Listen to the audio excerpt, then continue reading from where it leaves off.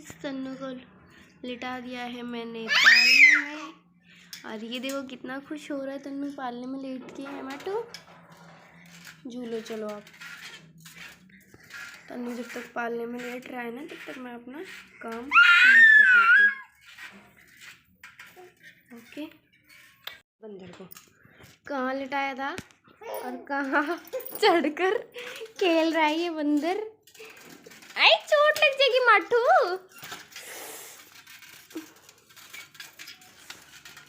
ऐसे लेटो, ये लेटने के लिए है सिर्फ, ना कि इसमें खड़ा होने के लिए और ये चढ़ने के लिए, बैठने के लिए, समझे? ऐसे ही देखते रहोगे क्या? लौट जाओ इसमें माठू, लोटी लोटी कर लो, चोट लग जाएगी।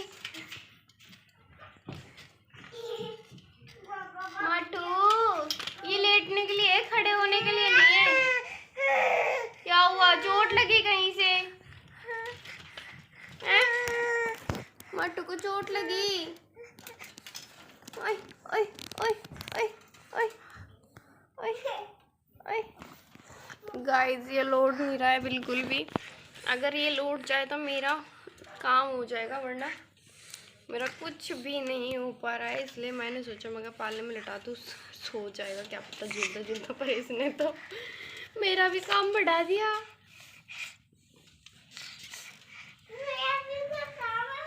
देखो कैसे कैसे ये हरकतें सिखा रहा है। गिर गया गिर गया बंदर।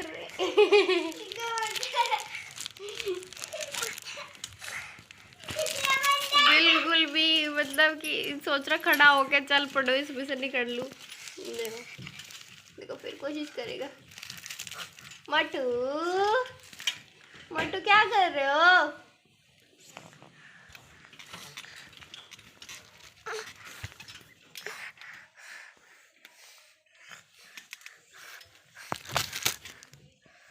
वंशु बहुत जोर की चोट लगेगी बेटा, मान जा। देखना क्या कर रहा है ये बेड के ऊपर चढ़ के।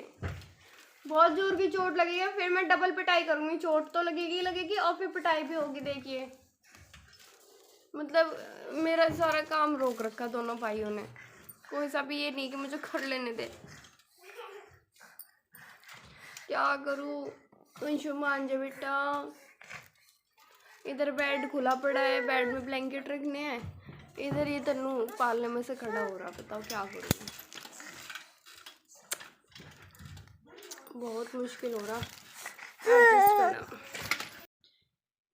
तो गाइस मैंने तनिक को सुला दिया था पालने में, जैसे तैसे करके। काफ़ी मेहनत लगी उसे सुलाने में, पर मेरी मेहनत सफल हो गई उसे सुलाने में। तो अब मैं उसे सुलाकर बेफिक्र हो जाती हूँ थोड़ा सा, क्योंकि मुझे काम, घर के जो काम है उन्हें करने में थोड़ी आसानी सी हो जाती है, क्योंकि अपना बच्चा अब शांति से सो रहा है। मैं जैसे तैसे मतलब अब आराम से कर सकती हूँ काम को। तो मैं ये बेड पे से चादर वदर की तह लगाकर बेड खोल रही हूँ, क्योंकि मुझे ना ब्लैंकेट रखने थे। ये ब्लैंकेट काफ़ी टाइम से बाहर ही रखे थे, ये वॉश कर दिए थे। अब हमने 1-2 दिन पहले वॉश कर दिए थे और अभी अच्छी तरह से सूख चुके हैं। तो मैं इन्हें अब ब्लैंकेट को इनके पैकेट में पैक कर करके इन्हें रख दूँगी।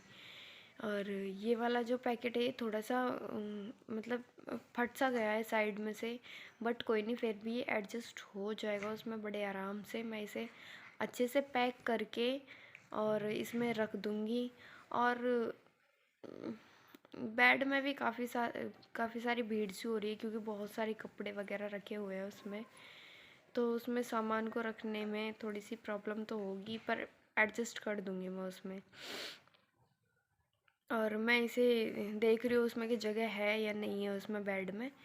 दिखाती हूँ मैं आपको। मैं इसमें स्पेस करूँगी, क्या हटाना है क्या नहीं हटाना, और जगह करके मैं उसमें कम ब्लैंकेट के लिए जगह बना दूँगी। तो इसमें थोड़ा सा सामान है जो कि मैं हटाने लग रही हूँ धीरे धीरे करके। और ब्लैंकेट के लिए जगह तो बनानी पड़ेगी। 2 ब्लैंकेट है वो, उनके लिए जगह तो करनी पड़ेगी। कहाँ रखूँगी मैं इन्हें? तो मैं गाइस इन्हें, एक ब्लैंकेट की तो जगह हो चुकी है, तो उसे मैं रख रही हूँ, और दूसरे ब्लैंकेट के को भी रख दूँगी अब। तो गाइज़ इस ब्लैंकेट की तो जगह हो चुकी है, अब मैंने ये ब्लैंकेट रख दिया, तो अब मैं दूसरे ब्लैंकेट को भी रखूँगी। और यहाँ वंशु मुझे बार बार परेशान कर रहा है, बेड के ऊपर ही चढ़ जा रहा है। मैं वंशु को मना कर रही हूँ पर फिर भी वंशु नहीं मान रहा है। मैंने वंशु को काफ़ी समझाया, वंशु मानने को तैयार ही नहीं, क्योंकि उसे तो बस अपनी शैतानियाँ करनी है, कैसे भी करो। मतलब उसका तो यही एम है, कैसे भी करके शैतानी करो, अपनी बदमाशी, मतलब फुल इंजॉय से। ये नहीं पता कि सही क्या है गलत क्या है। अभी जो करना, मतलब जो उसे करना ही है, वो नहीं सुनता किसी की भी। अब मैं यहाँ दूसरे ब्लैंकेट को भी उसके पैकेट में रख रही हूँ। ये पैकेट उसका ठीक है, कवर जो है, मतलब ये कहीं से भी फट वगैरह नहीं रहा है, बिल्कुल ठीक है। तो मैं इसे अच्छे से एडजस्ट कर दूँगी इसमें, और अच्छे से पैक हो जाएगा तो मैं उसमें रख दूँगी। देखो ये फूकनी ले आया है और बेड के ऊपर चढ़ गया है। मना करने के बावजूद भी ये नहीं सुनता मेरी। मुझे डर है कि कहीं ये बेड मतलब नीचे को ना गिर जाए, मेरा सिर फूट जाएगा। और वो सुनने को तैयार ही नहीं है। यहाँ इस ब्लैंकेट के लिए भी मुझे जगह करनी पड़ रही है, क्योंकि इसमें ना बहुत ज़्यादा कपड़े बड़े पड़े हैं।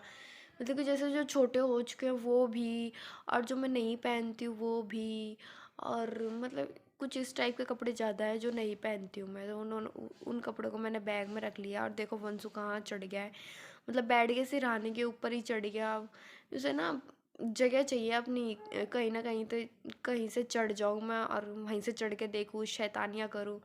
तो शुक्र मनाओ आज बेड के अंदर ही नहीं लेट गया, वरना ये बेड खुलते बस बेड के अंदर घुसने की कोशिश करता है। अब फिर ढूंढते रहो कहाँ चला गया कहाँ चला गया, फिर बाद में पता चलता है कि बेड के अंदर घुसा पड़ा है, अब इसे निकालो। तो गाइज़ ये ऐसे ही परेशान कर रहा है, और मैं यहाँ ब्लैंकेट को अच्छे से एडजस्ट करने में लगी पड़ी हूँ। क्योंकि मेज पे से ब्लैंकेट हट गए ना, तो बहुत ज़्यादा कमरे को राहत सी मिल गई है। कमरा काफ़ी भरा भरा सा फील हो रहा था, और फिर उनकी ज़रूरत भी नहीं थी। अब गर्मी आ चुकी है, बीच में निकालने पड़ गए थे ब्लैंकेट हमें, क्योंकि बारिश वारिश होकर ठंड हो चुकी थी, और ठंड इतनी कि बस पूछो मत। तो इसलिए हमें चद्दर से काम नहीं चल रहा था हमारा, इसलिए हमने ब्लैंकेट निकाल दिए। और वंशु मतलब बच्चों के भी और हमारे भी जो कार्डिगन और जैकेट वैकेट, मतलब जो भी थे बच्चों के भी, वो भी हमने दोबारा वापस निकाले, क्योंकि ठंड हो चुकी थी। और बच्चों को तो ठंड लगनी ही लगनी थी, अगर थोड़ी सी लापरवाही कर देते तो। अब ये देखो वंशु बेडशीट, मतलब मैं बेडशीट बिछा रही हूँ तो वंशु बिछाने नहीं दे रहा। मैंने ना गर्म बेडशीट हटा दिया बेड पे से, अब ठंडी वाली बेडशीट जो गर्मियों में मतलब ठीक रहती है, गर्मियों वाली वो बेडशीट बिछा दूँगी आज मैं। बिछा क्या दूँगी, अब तो मैं बिछाने ही लग रही हूँ।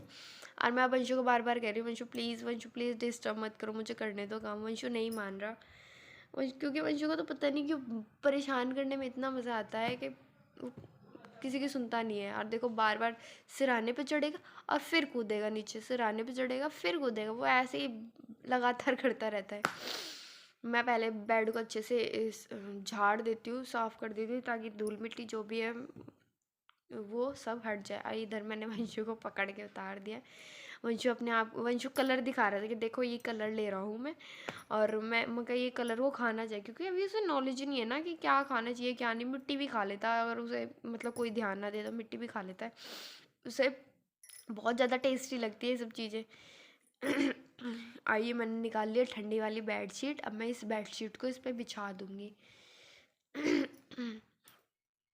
और वंशु भी अपनी शैतानियाँ दिखाने में बराबर लगा पड़ा है, धाप आकर, कि कैसे भी करके मम्मा को परेशान करो। और मुझे डर है कि ये परेशान, मतलब कि जैसे ये ऐब कर रहा है, बार बार कूद रहा है और शोर मचा रहा है, भाई ना उठ जाए, इसका छोटा बेबी जो हमारा तनिक वो ना उठ जाए, क्योंकि अगर वो उठ गया तो मेरे सारे काम वहीं की वहीं रुक जाएंगे।